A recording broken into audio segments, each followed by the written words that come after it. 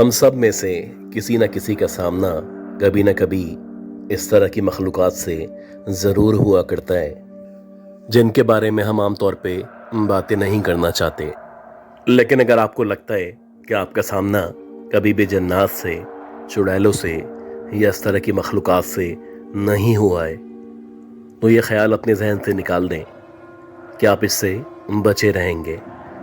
आपकी ज़िंदगी में कोई ना कोई दिन ऐसा दिन होगा जब आपको यकीन आ जाएगा कि इस दुनिया में इंसानों से ज़्यादा जन्नात मौजूद हैं।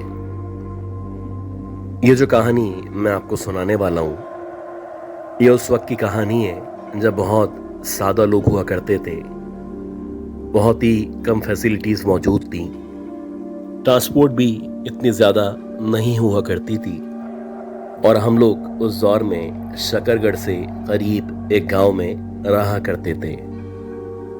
मेरा नाम आसिम है और ये जो वाक़या मैं आपको सुनाने वाला हूँ ये वाक़या शकरगढ़ के करीब एक गांव में पेश आया था। मुझे अच्छी तरह याद है कि हमारी फैमिली में एक शादी थी और आम तौर पे गांव के लोग दिन में शादियां किया करते थे। शादी तो दिन में ही हुई, लेकिन जब हम उस गांव में पहुंचे थे तो दोपहर का टाइम था। लेकिन जब शादी ख़त्म हुई और हम लोग वहाँ से वापसी के लिए निकले तो हमें निकलते निकलते न सिर्फ मगरिब हो चुकी थी बल्कि हल्की हल्की सी बारिश भी शुरू हो चुकी थी। खैर, जब हम लोग वापस निकले थे तो मेरा यही ख्याल था कि हमें ये रात उसी गांव में, उसी शादी वाले घर में गुजारनी चाहिए। लेकिन जो मेरा बड़ा भाई था वो बज़िद था कि हमें वापस अपने गांव, अपने घर जाना चाहिए। जब हम लोग उस शादी वाले घर से या उस गांव से अपने घर के लिए निकले तो हमारा यही ख्याल था कि हम थोड़ा सा आगे जाएंगे, मे बी कोई ट्रांसपोर्टेशन, कोई गाड़ी हमें मिल जाए और शायद हमारे लिए आसानी हो सके। लेकिन जब इन मखलूक़ात को आपसे मिलना होता है तो कोई ना कोई ऐसे असबाब बन ही जाते हैं कि अल्टीमेटली आप चाहते हुए भी या ना चाहते हुए भी उनके करीब खुद ब खुद पहुंच जाया करते हैं। और ऐसा ही मेरे साथ और मेरे भाई के साथ हुआ था। जब हम लोग अपने गांव के लिए वहां से निकले तो हमें उम्मीद थी कि कोई ना कोई गाड़ी रास्ते में मिल जाएगी, लेकिन मुसलसल 3 घंटे तक चलने के बावजूद भी उस वीरान सड़क पे, उस वीरान रोड पे जो कि दोनों तरफ से खेतों में घिरी हुई थी, ना ही कोई लिफ्ट नजर आई और ना ही इत्तफाक से लिफ्ट नजर आने के आसार नजर आए। खैर, जैसे जैसे हम अपने गांव के करीब पहुंच रहे थे वैसे वैसे मुझे भी, मेरे भाई को भी बस एक फिक्र लाहक थी और वो ये फिक्र थी कि रास्ते में जो कब्रिस्तान आने वाला है उस कब्रिस्तान के बारे में बहुत सारे किस्से, बहुत सारी कहानियां ज़बान ज़दे आम हैं। लोग कहा करते हैं कि ये जो कब्रिस्तान है इसको चुड़ैलों का कब्रिस्तान कहा जाता है। खैर, अच्छी बात ये थी कि जो मेरा भाई था वो दीन के बहुत करीब था, वो नमाजी परहेज़गार था, उसको तकरीबन आधा कुरान हिफ्ज़ हुआ हुआ था, तो उसको यकीन था कि उसके सामने कम से कम कोई इस तरह की मखलूक नहीं आने वाली। लेकिन जैसे जैसे हम उस कब्रिस्तान के बिल्कुल सामने की तरफ पहुंच चुके थे तो ऐसा लगने लगा कि कब्रिस्तान की जो एंट्रेंस है या जिसे आप छोटा सा गेट भी कह सकते हैं, उस कब्रिस्तान के गेट के साथ बहुत सारा कचरा या कचरा कुंडी मौजूद थी। तो वो जो कचरा कुंडी थी उसके बिल्कुल बराबर में जो दरवाज़ा लगा हुआ था, जो कि बज़ाहिर लोहे का दरवाज़ा था, वो आहिस्ता आहिस्ता करके पीछे हटना शुरू हो चुका है। अब चांद की रोशनी थी, इसके अलावा स्ट्रीट लाइट्स वगैरह मौजूद नहीं थी। हाँ, ऐसा था कि चांद की रोशनी में कम से कम इतना ज़रूर नज़र आ रहा था कि सामने कब्रिस्तान है और ये उसका गेट है। जैसे जैसे कब्रिस्तान का गेट खुलता चला जा रहा था तो हमारी समझ से बाहर था कि आखिर ये खुद ब खुद कैसे खुल रहा है। ना ही उसको कोई खोलने वाला और ना ही कोई इस तरह की चीज़ नज़र आ रही थी कि जिसको देख के आप मुतमईन हो सकें। बहरहाल ये जो कब्रिस्तान का गेट था जैसे ही मुकम्मल तौर पे खुला तो हमने देखा कि दरवाज़ा खुलते ही उस कब्रिस्तान के अंदर की तरफ से किसी वजूद ने बाहर की तरफ निकलना शुरू किया है। और जो भी कब्रिस्तान के अंदर से बाहर की तरफ आ रहा है, बज़ाहिर ऐसा लगता है कि जैसे उसने शायद सफ़ेद कलर का लिबास पहन रखा है। अब जैसे जैसे वो जो वजूद था वो आगे बढ़ता चला जा रहा था, वैसे वैसे अंदाज़ा हो रहा था कि शायद कोई औरत है जो कब्रिस्तान से निकली है। कब्रिस्तान तो ऐसी जगह हुआ करती है जहाँ पे लोग दिन में जाने से भी गुरेज किया करते हैं। तो आखिर ये कौन औरत थी जो इतनी रात में इस गांव में, इस वीराने में और इस कब्रिस्तान के अंदर से बाहर आ रही थी? बहरहाल जैसे जैसे वो करीब आ रही थी वैसे वैसे ऐसा लग रहा था कि जैसे वो कुछ अजीब से अंदाज से चल रही है। कभी उसका पाँव एक तरफ पड़ता, कभी उसका पाँव दूसरी तरफ पड़ता, जैसे कि शायद उसके जिस्म में या चलने में कोई माजूरी मौजूद थी। इसके साथ साथ उसके बाल जितने हमें नजर आ रहे थे तो बज़ाहिर ऐसा लग रहा था जैसे उसके जो बाल हैं, एक तो बहुत बड़े बड़े बाल हैं और दूसरी बात यह है कि उसके जो बाल हैं वो कर्ली बाल हैं। अब जैसे जैसे हम लोग आगे बढ़ रहे थे या उस कब्रिस्तान के सामने से गुजर रहे थे, वैसे वैसे वो हमारे करीब आती चली जा रही थी। हैरानकुन बात यह थी कि जब वो हमारे बिल्कुल करीब पहुंच चुकी, यानी कि हमारे और उसके दरमियान तकरीबन 18 या 20 फीट का फासला मौजूद था, तो एकदम से जो मेरा भाई था उसने मेरा हाथ पकड़ा और मुझे एकदम से पीछे किया।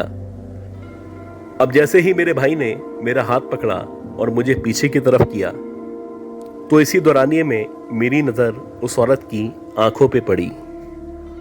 अब उसकी जो आंखें थी वो मुकम्मल तौर पे वाज़े नज़र आ रही थी और ऐसा लग रहा था जैसे उसकी जो आंखें हैं, उनकी जो आई बॉल्स हैं वो मुकम्मल तौर पे सफ़ेद हैं। खैर मैं उसकी आंखों को देख चुका था और शायद मेरे भाई ने भी उसके चेहरे पे या उसकी आंखों पे गौर कर लिया था। उसने जैसे ही मुझे पीछे किया तो फौरन से उसने आयतुल कुर्सी की तिलावत शुरू कर दी। वो मुझे कहने लगा कि मज़ीद आगे नहीं बढ़ना। अब जैसे ही उसने आयतुल कुर्सी की तिलावत शुरू की तो ये इस बात की यकीन दहानी थी कि जो मखलूक हमारे सामने कुछ फिट के फासले पे मौजूद है वो यकीनन कोई ना कोई चुड़ैल है और हमारा मज़ीद आगे बढ़ना बिल्कुल भी ख़तरे से खाली नहीं है। इसी दौरानिये में जब मैं एकदम से पीछे हुआ या पीछे की तरफ पलटा तो मेरे भाई ने मुझे एकदम से कहा कि भाग। अब जैसे ही उसने मुझे भागने का कहा तो मैंने कुछ भी मज़ीद सोचे बगैर उसके साथ साथ वापस पलट के भागना शुरू कर दिया। अब जैसे जैसे हम लोग भाग रहे थे ऐसा लग रहा था हमारे पीछे कोई हंसता हुआ जोर जोर से भागता चला आ रहा है और ये जो हंसने की आवाज़ थी ये किसी औरत की आवाज़ थी और बज़ाहिर लग रहा था कि जो भी हमारे पीछे भागता चला आ रहा है वो बहुत ज़्यादा रफ्तार के साथ भाग रहा है और यकीनन कुछ सेकंड्स के अंदर अंदर वो हमें पकड़ लेगा या कम से कम हमारे बराबर में आ जाएगा। तकरीबन 12 से 15 मिनट तक मैं और मेरा भाई मुसलसल भागते रहे और हमारी जो सांसें थीं वो इस कदर फूल चुकी थीं कि ऐसा लग रहा था कि हमारा दम निकलने वाला है। लेकिन अल्लाह का शुक्र कि जब हम 12 या 15 मिनट तक भागते रहे तो सामने से ऐसा लगा जैसे कोई गाड़ी है या फिर कोई ट्रक है जो हमारी तरफ बढ़ता चला आ रहा है। जैसे जैसे वो जो गाड़ी थी हमारे बिल्कुल करीब आ रही थी तो हमने देखा कि एक ट्रक है जो कि रोड पे चलता हुआ सीधा हमारी तरफ बढ़ता चला आ रहा है। खैर ट्रक वाले ने जब हमें रोड के ऊपर भागते हुए देखा तो उस बेचारे ने न सिर्फ ट्रक को रोक दिया बल्कि एकदम से ट्रक से उतरा और सीधा हमारी तरफ आया। जैसे ही वो ट्रक वाला हमारे करीब पहुंचा तो हमारी जान में जान आई। बहरहाल वो जो ट्रक वाला था उसको देख के हम भी रुक चुके थे और कुछ देर के बाद जब हमारे ओसान बहाल हुए तो हमने ट्रक वाले को बताया कि अभी कब्रिस्तान के बाहर से एक औरत हमारे पीछे लग गई थी और इसी दौरानिए में मेरे भाई का यही कहना था कि जब उसकी नज़र उस औरत के पाँव पे पड़ी थी तो उस औरत के जो पाँव थे वो ना सिर्फ उल्टे थे बल्कि उसके पाँव छोटे बड़े पाँव थे। यानी कि जो उसके सीधे हाथ वाला पाँव था ऐसा लग रहा था जैसे वो बहुत लंबा पाँव है, जबकि जो उसका दूसरा पाँव था वो बज़ाहिर देखने से छोटा सा पाँव लग रहा था। कुछ एबनॉर्मलिटी थी जो उसके पाँव में मौजूद थी और मेरे भाई ने सुन रखा था कि अगर कभी भी रात के औकात में ख़ास तौर पे कब्रिस्तान के पास अगर आपको कोई औरत नज़र आए और उसके पाँव उल्टे हों तो आप समझ लीजिएगा कि आपका सामना किसी चुड़ैल से या फिर पिछल पैरी से हो चुका है। इस वाक़ये के तकरीबन एक हफ्ते तक मैं और मेरा भाई शदीद बीमार रहे और इसके बाद से हमने तौबा कर ली थी कि ख़ास तौर पे इस रोड से यानी कब्रिस्तान वाले रोड से मगरिब के बाद कभी भी नहीं गुजरना है।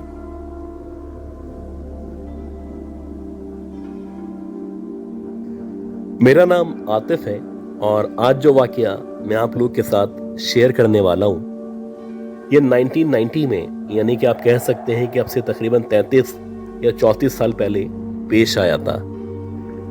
हम लोग जिस घर में रहा करते थे बेसिकली ये जो घर था वो गुलिस्तान जौहर के एक ब्लॉक के अंदर मौजूद था और उस दौर में अगर आप गुलिस्तान जौहर की बात करें तो वहाँ पे जो घर थे ये जो अपार्टमेंट्स थे वो ना होने के बराबर थे। गुलिस्तान जौहर का जो बड़ा सा हिस्सा था वो ज़्यादातर खाली था और कुछ हिस्से पे या तो बंगले मौजूद थे या उस दौर में भी कुछ ब्लॉक्स इस तरह के थे जहाँ पे फ्लैट हुआ करते थे। खैर हमारा जो घर था वो बेसिकली एक 240 गज का घर था जिसे आप छोटा सा बंगला भी कह सकते हैं। ये जो बंगला था इसकी जो कंस्ट्रक्शन थी वो ओल्ड कंस्ट्रक्शन थी यानी कि घर के चारों तरफ पार्क या गैलरी मौजूद थी और घर के अंदर जैसे ही आप एंटर होते हैं तो छोटा सा गार्डन मौजूद था और गार्डन क्रॉस करने के बाद 3 कमरे मौजूद थे। अगर आप 3 कमरों से होने के बाद पीछे की तरफ जाएं तो वहाँ पे सबसे पहले किचन मौजूद था और किचन से कुछ कदम के फासले पे एक बाथरूम हुआ करता था। अक्सर ऐसा हुआ करता था कि मैं और मेरे दोस्त लेट नाइट तक चौरंगी पे, पठान के होटल पे या मुख्तलिफ जगहों पे बैठा करते थे।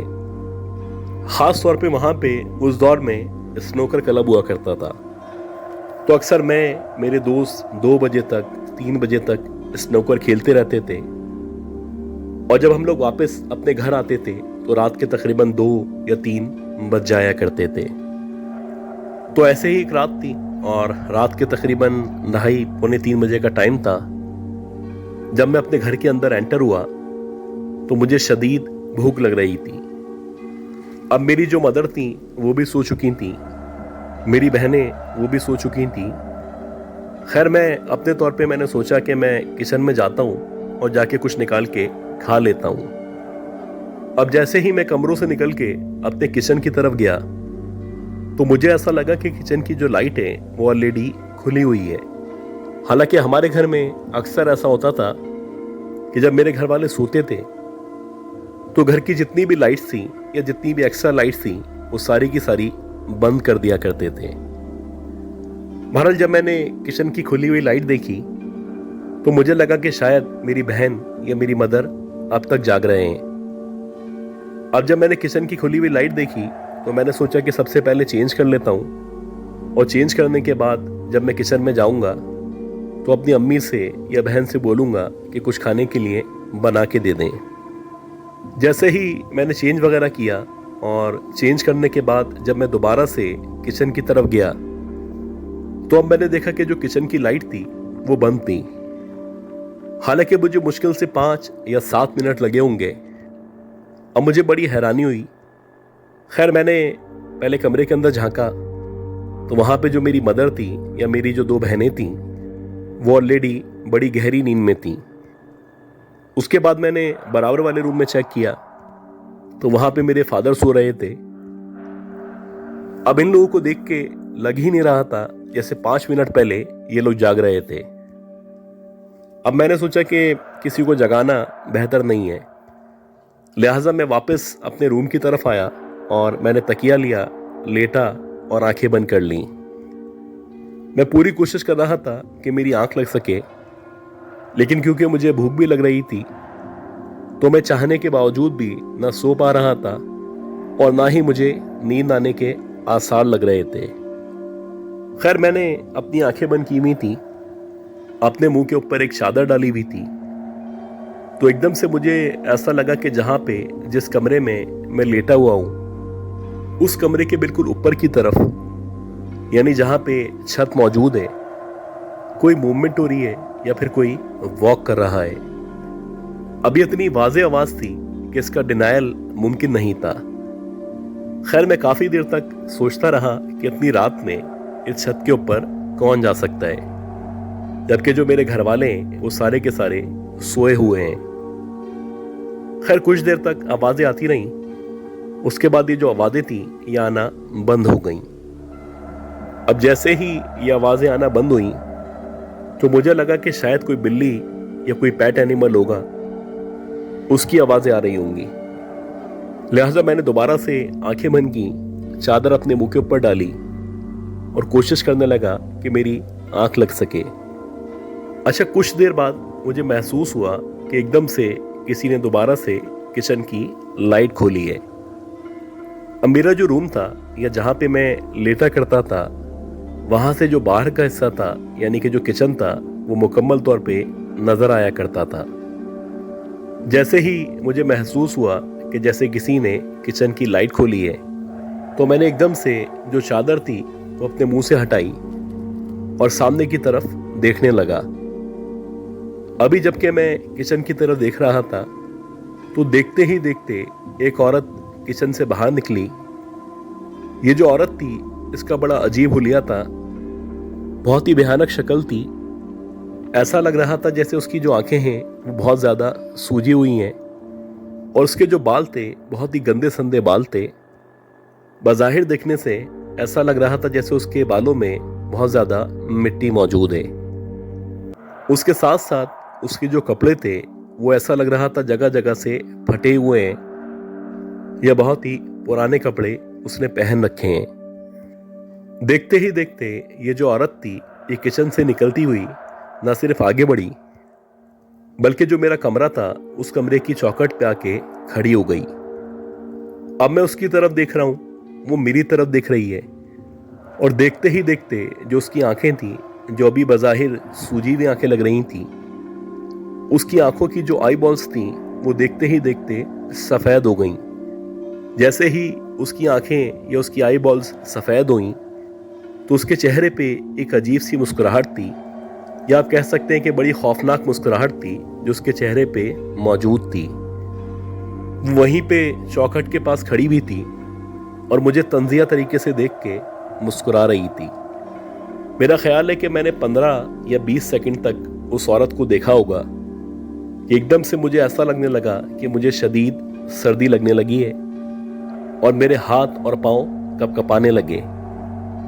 मेरी जबान से ना अल्फाज निकल रहे थे, ना ही मैं कुछ बोल पा रहा था। शायद ऐसा लग रहा था जैसे मेरे ऊपर फालिज गिर चुका है। तकरीबन 1 मिनट तक ये सिचुएशन रही।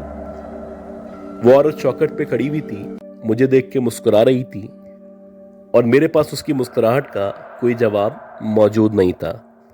जब तक वो चौखट पे खड़ी हुई थी मैं मुकम्मल तौर पे होश में था, लेकिन जैसे जैसे उसने चौखट से मेरी तरफ बढ़ना शुरू किया तो बस मुझे इतना याद है कि जैसे जैसे वो कदम बढ़ा रही थी वैसे वैसे पायल की या घुंघरुओं की आवाज आ रही थी और जैसे जैसे वो बिल्कुल मेरे करीब पहुंच चुकी थी तो उसके बाद मुझे कुछ भी याद नहीं है। मुझे बस इतना याद है कि मैंने एक जोर से चीख मारी है और जब मेरी आंख खुली तो सुबह के 9 या 10 बजे का टाइम था। मेरे सारे घर वाले, मेरे पेरेंट्स मेरे करीब व जवार में मौजूद थे और सब शुक्र अदा कर रहे थे कि मैं होश में आ गया।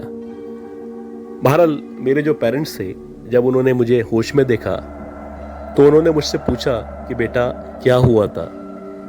हमें तुम्हारे जोर से चीखने की आवाज आई थी और तुम्हारे चीखने की वजह से हम सारे घर वाले उठ चुके थे। तकरीबन 3 या 4 घंटे के बाद जब मेरे सेंसेस बहाल हुए तब मैंने उनको ये सारा का सारा वाकया बयान किया। खैर मेरे जो फादर थे उन्होंने करीबी मस्जिद से या करीबी इमाम साहब से जब राब्ता किया और उन्होंने इमाम साहब ने हमारे घर पे आके जब हमारे घर को चेक किया तो उनका कहना था कि उस रात आपके बेटे के सामने जो औरत आई थी वो यकीनन कोई चुड़ैल थी और हो सकता है कि इत्तफाक से उसका गुजर इस तरफ से या इस घर से हो रहा हो। खैर अब आपके घर में इस तरह के कोई असरात या इस तरह की कोई मौजूदगी नजर नहीं आती, फिर भी आप लोग कोशिश करें कि पाक साफ रहें, आयतल कुर्सी का हिसार करें और उसके बाद सोएं और ख़ास तौर पे रात के औकात में नंगे सर छत पे ना जाएं।